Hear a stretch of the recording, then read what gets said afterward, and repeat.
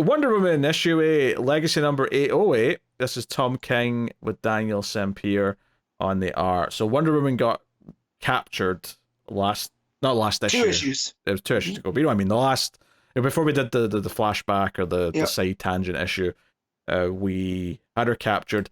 And this issue is all about the Sovereign having her wrapped up in the lasso of lies. Which is not the name of it, but I can't remember the name of it. So Yeah. It's the lasso of lies. Is that just straight up the name? Yeah, because Okay. there's the lasso of truth. So it's meant to be the polar opposite. I assumed there was something fancier than that, but that's fair enough.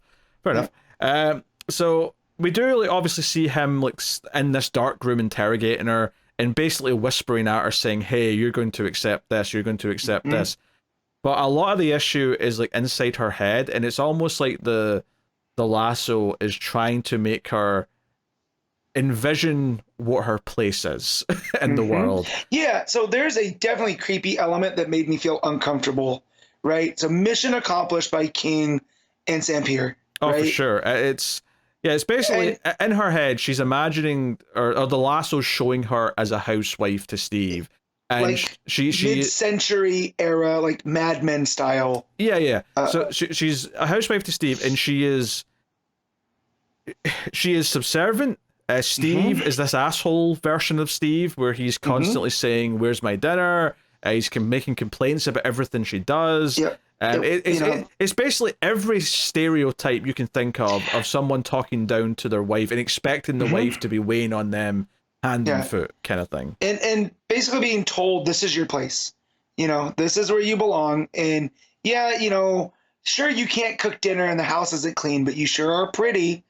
It's this type of stuff. And that stuff made me a bit more uncomfortable than what we see in reality, which also made me feel uncomfortable. Well, this is more subversive. It's more Stepford Housewives-esque, where it's like programming her to be something specific. And it does that thing where all the dialogue, at least up until towards the very end of it, is all like under the spell, if you will. It's all like her answering like she's supposed to answer and having a smile on her face no matter what shitty thing he says. But there's thought bubbles, and the thought bubbles are these little nuggets of truth kind of coming in. It's basically her mind trying to resist the lasso that's wrapped around her hands. Because you can tell that it's some of the stuff that the Sovereign's telling her, but she's processing it, right? So as those thought bubbles get through, it when she's vacuuming and she's like, I still hear her, my queen, and it gets going. But as she starts to think about it, it shows her vacuuming. She like grips the vacuum too much and breaks it. And that's like her breaking as well, so some great visual storytelling there too. Oh yeah, that's there, but that's later. I'm just because you never actually hear him talking to her in these scenes. You only ever hear the Sovereign speak to her when it's in the room with her tied to the chair. Obviously, there's the narration boxes from the Sovereign, but that's the Sovereign talking to Trinity in the future, like he's been doing the whole book, since issue 1. Right. This is very much, we only get to hear what he's saying to her when we're back in there. And it's very this sort of traditional dark interrogation room where she's like tied to a post and he's like sipping his cognac or whatever it is as the lasso of lies is like tethered over to her. Like he's just trying to influence her with all and he's talking about the Bible and how it says that, a woman belongs to her husband and he used to serve him like you serve the church, like you serve your sovereign. Yada yada yada. Yeah, and he plays all that, and then he even says in his narration to Trinity, he's like, we're not particularly religious, but if I can use something to bend others to my will, I'd be dumb not to use it. Yeah, so it's just he's blatantly just kind of being open about the fact that religion's a tool to control people rather than something that they actually care about that much or believe in. It's more about, this is what will keep the sheep in line, so we will peddle these ideas to them. Yeah, and in that he talks about how his dad, like he says that we understood our place in respect to the high and the holy church, And he says, "Our father had invoked the name of the Almighty to demonstrate how small we all were." And basically, he takes the Lord's name or whatever, and his dad smacks him at the dinner table, and he looks over, and his mom doesn't do anything but sit there and smile still. And that's when he understood the true power of all of this. And I was like, oh my God, Tom King, this is creepy.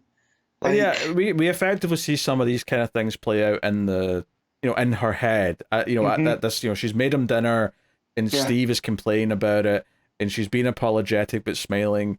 And when she says, "Oh, I'm not having anything, I have to watch my figure," he's like, "Oh, good. As long as no one else is watching it." And then she reassures him, "Oh no, I belong to you, no one else." So it's really playing on all these like really misogynistic ideas that we see time and time again, like constantly. And it's all just building the servant wife. So all of this is like it's almost like, as she keeps saying, like she's sort of muttering out words as Sovereign's talking to her, like, "You're a liar, you're my mother was real, blah blah blah." Like she's trying to resist the best she can.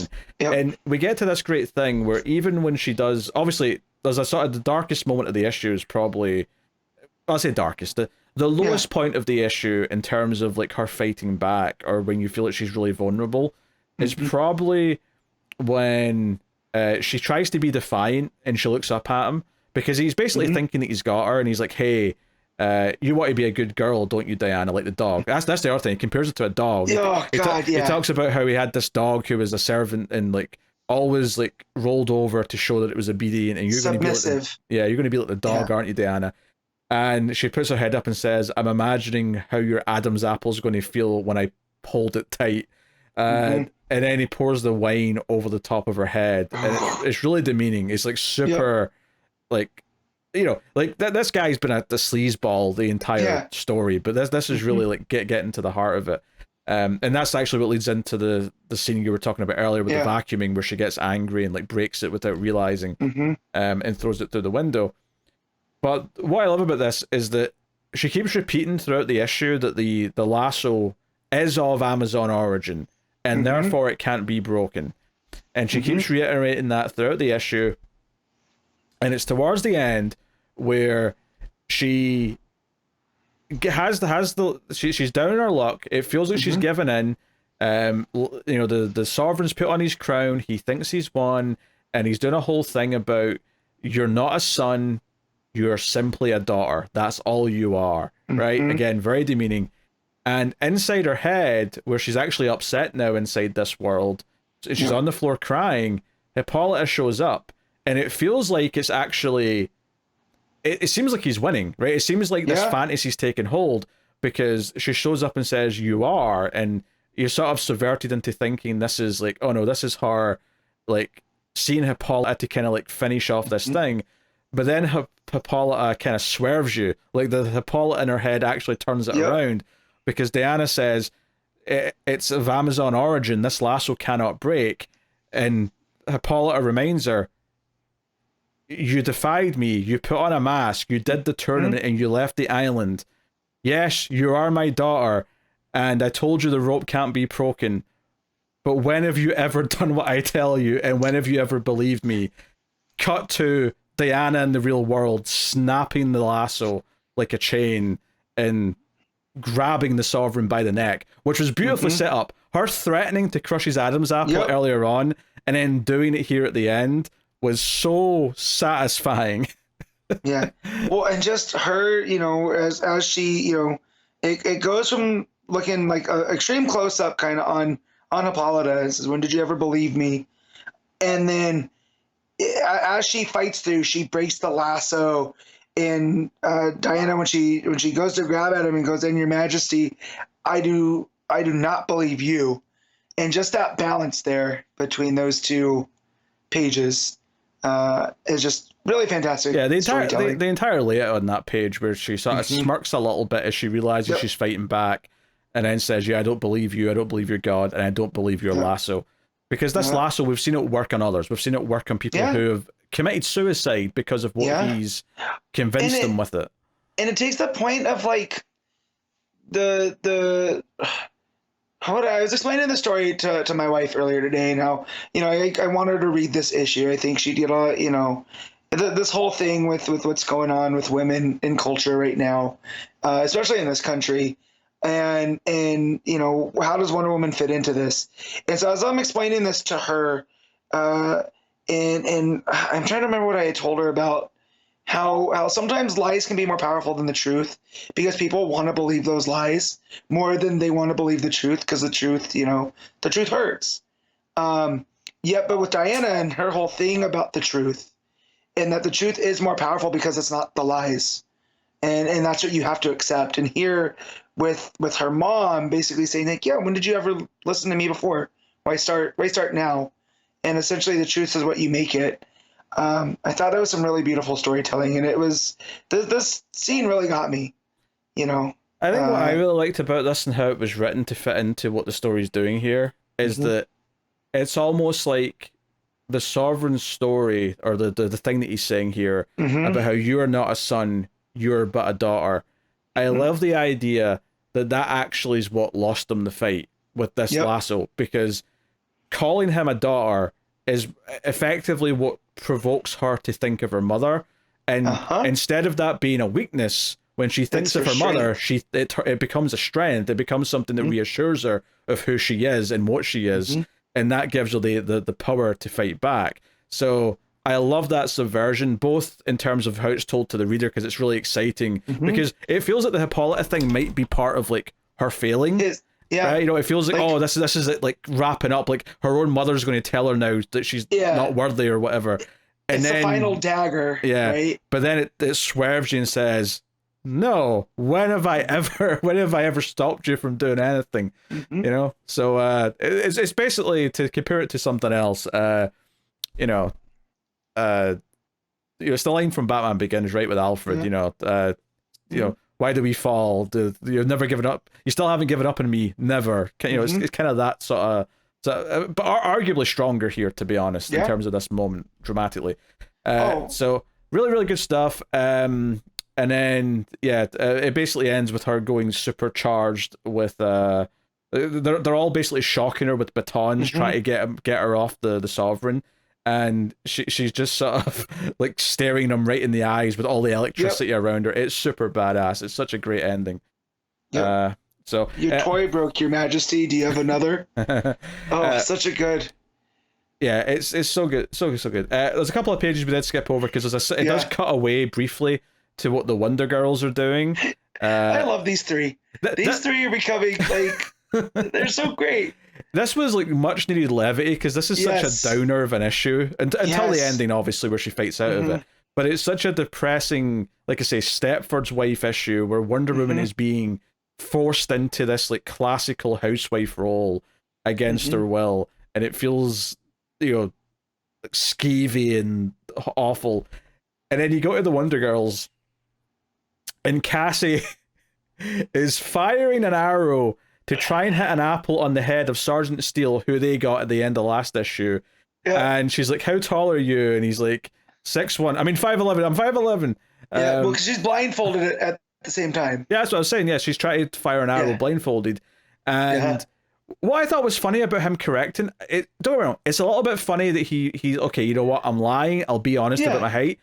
But lying about being taller actually helps the arrow miss your head in this case. So why are you telling the truth? If anything, say you're 7 foot and then she'll aim all the way up. However, she hits him right in the thigh. Almost his crotch. Like, it's right on the cusp of his crotch. Right? In fact, Yara mentions that you probably nipped off one of his, and then it censors, I'm assuming, balls. Yeah, I think it's balls, yeah. But honestly, Sergeant Steele yelling his height and being scared while this is happening was really funny. And then Cassie saying, okay, I'm going to go again. And then Yara's like, no, it's my turn. And I'm like, this is just next level torture. They're just having fun. It's that, and it's also, on the opposite is, we see Diana bound by the lies. Well, and Steele's also, Sergeant Steele is bound up to this tree as well. So there's also, There's some mirroring, yeah. Yeah, And mirroring going on here. Notably, Wonder Woman is fighting against this horrific Yes. thing that's happening to her and fighting against it. Whereas with Sergeant of Steel is yelling and crying like a baby and just begging for them to not fire arrows at him. There's a delightful kind of parallel there of like how much of a stronger character she is versus him. Yeah. The "It's my turn" cracked me up so much because it is just funny her pulling Cassie pulling the blindfold down and then pulling it back up going, "I'm gonna go again." And then then you are just going, "No, it's my turn." Like it was because it sounds like she's going, no, we've gone too far. And she goes, "No, it's my turn." Like you said, very much needed levity. It sounds deadpan as well. The "It's my turn," I can imagine an actor saying that, and it just sounds very deadpan. And then Steele just yells out, "What the F do you want?" Which implies to me that he's about to spill whatever beans they want to be spilled. Yeah. So, yeah, this was a great sort of release in it's not even the middle, it's like 2/3 in, but it's I believe that's called catharsis, right? Yeah. Like but yeah. So but yeah, this issue, despite making me feel very uncomfortable, was I'd put it up there as an all-timer in this run. Granted, we've with this team we've had 6, but everyone, it seems like this one, I will remember this one more than some of the others, just for the storytelling that it's done. I think much like a lot of the issues in this run, it's very focused. It's got a clear point that it wants to make by the end. I think it does it very well. I think it does such a good job with the art, not just because it's very expressive, and obviously here we get this very different world where it's, like you said, very Stepford Wives, and everything's bright colors, and she's smelling all the time and all that. And then you've got this complete opposite, which is this dark, grungy room where the Sovereign's sitting in a nice big comfy leather chair, but otherwise it's this dark, grungy location, and it's all moody and atmospheric. But I think it's really interesting is that the art always tries to show the Sovereign how he clearly sees himself, which is that he puts the crown on, he stands up, he's got the lighting, so there's shadows all over his face, and it's like, I'm important, I'm in charge, and you're going to break because I'm the Sovereign and you're just a woman. And then it's really satisfying when Diana like breaks out of that. And it's super satisfying. I love how there's so much red in the background once she breaks the chains as well, because that carries into the next pages. With all the other guards coming into Shocker and stuff. They really let the red seep in on those last couple of pages in that room. Yeah. So very good. Very, very good. There's also a backup, which is Damien was supposed to be looking after Trinity at the Fortress of Solitude. John comes back and he's like, "Where is she? I can't find her." And he's like, "Oh, she had a paper on Samurai, so I gave her the time sphere to go and just talk to Samurai." And he's like, "You what? She might alter history. That's very irresponsible."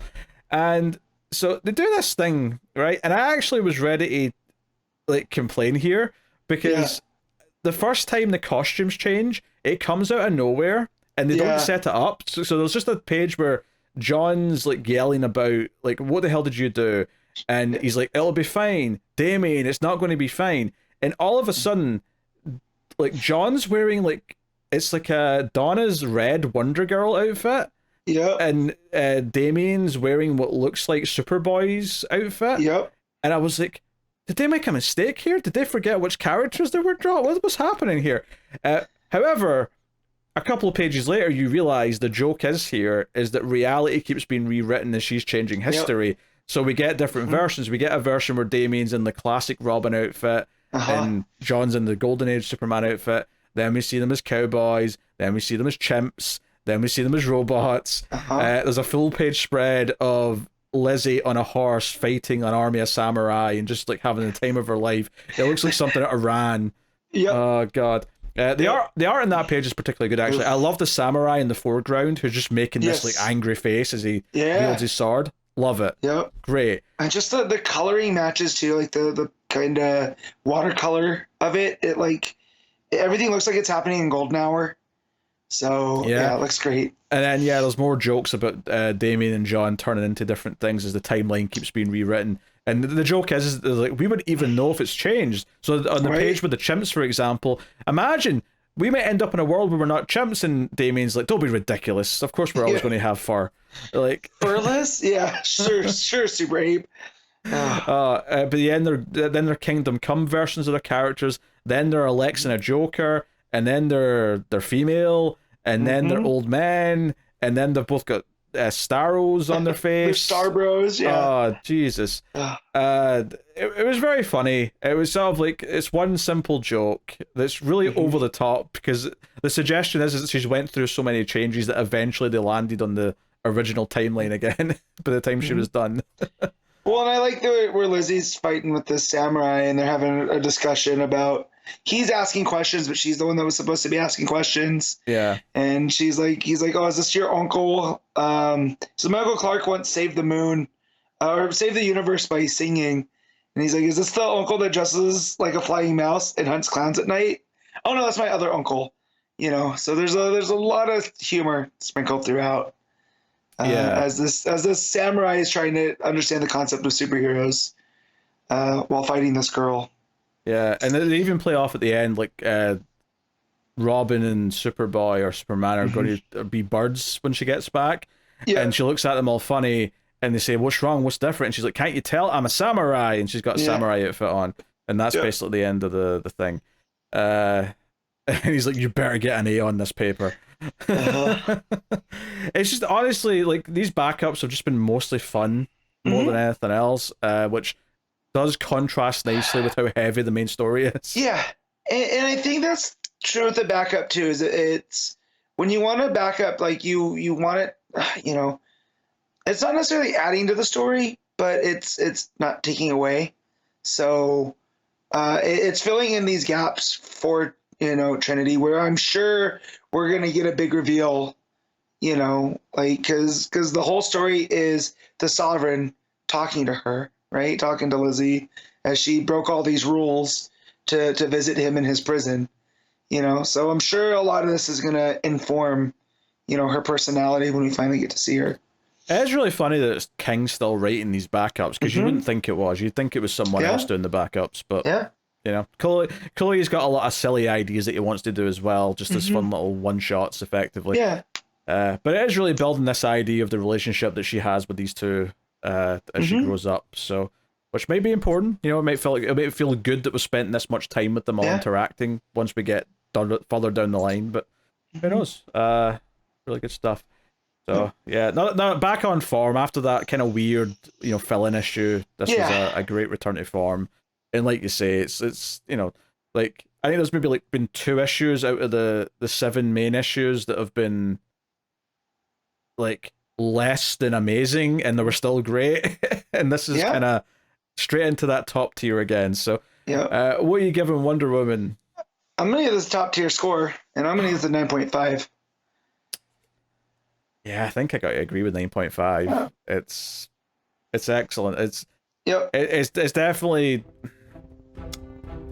And this is saying something with Nightwing being a thing right now, but I think this is probably my favorite ongoing right now. Yep. Very, very good.